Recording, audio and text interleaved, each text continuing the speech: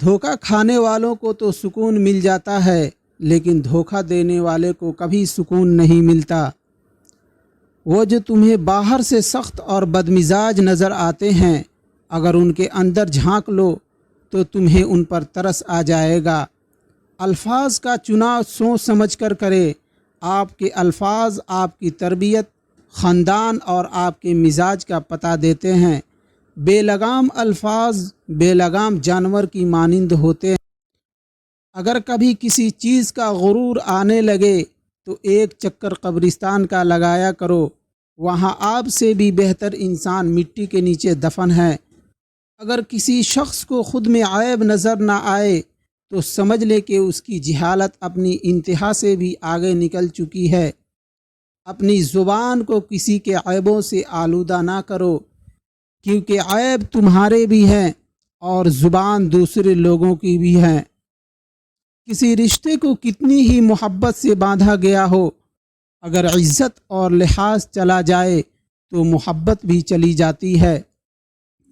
زندگی کی حقیقت جو مل گیا وہ بہترین ہے، جو نہ مل سکا اس میں بہتری تھی۔ معزز بننا چاہتے ہو تو دوسروں کی عزت کیا کرو، کیونکہ یہ کام معزز انسان ہی کرتا ہے اور یہی انسانیت کا کمال ہے۔ اپنے غموں اور پریشانیوں کو سینے میں دفن کر دو، اگر انہیں چہرے پر سجاؤ گے تو کمزور ہو جاؤ گے۔ ماں باپ کی جتنی ضرورت ہمیں بچپن میں ہوتی ہے، اتنی ہی ضرورت ان کو بڑھاپے میں ہماری ہوتی ہے۔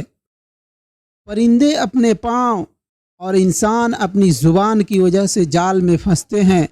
گفتگو میں نرمی اختیار کرو، کیونکہ لہجوں کا اثر الفاظ سے زیادہ ہوتا ہے۔ بے شک جس دن تمہیں یہ پتہ لگ جائے کہ جو کام تمہاری مرضی سے نہیں ہوتے وہ تمہارے لیے کتنے بہتر ہوتے ہیں، اس دن تمہاری بے سکونی ختم ہو جائے گی۔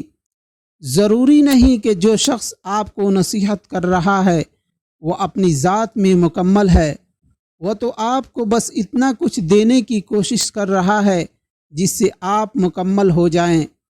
لوگ بیٹی سے کہتے ہیں کہ گھر کی عزت خراب مت کرنا، بیٹے سے کیوں نہیں کہتے کسی کے گھر کی عزت برباد مت کرنا؟ بیٹیاں پھولوں کی طرح ہوتی ہے اور یہ پھول آپ کے گھر کی زینت ہیں۔ اپنے ماں باپ سے اونچی آواز میں بات مت کیا کرو، جس دن وہ خاموش ہو گئے اس دن تم ان کی آواز سننے کو ترسو گے۔ اللہ سب کی اولاد پر ان کے ماں باپ کا سایہ سلامت رکھے۔ کوئی بڑا کام صرف وہ شخص کرتا ہے جو اپنے آپ کو چھوٹا کام کرنے پر راضی کر لے۔ رشتوں کی رسی تب کمزور ہوتی ہے جب انسان غلط فہمی میں پیدا ہونے والے سوالوں کے جواب بھی خود ہی بنا لیتا ہے۔ سیکھنے کے بے شمار ذرائع ہیں، مگر پھر بھی کہا جاتا ہے کہ زمانہ بڑا استاد ہے۔ اگر تم چاہتے ہو کہ تمہارا نام باقی رہے تو اپنے بچوں کو اچھے اخلاق سکھاؤ۔ دوسروں کی زندگی میں آگ لگانے سے بہتر ہے اپنی زندگی پر توجہ دیں۔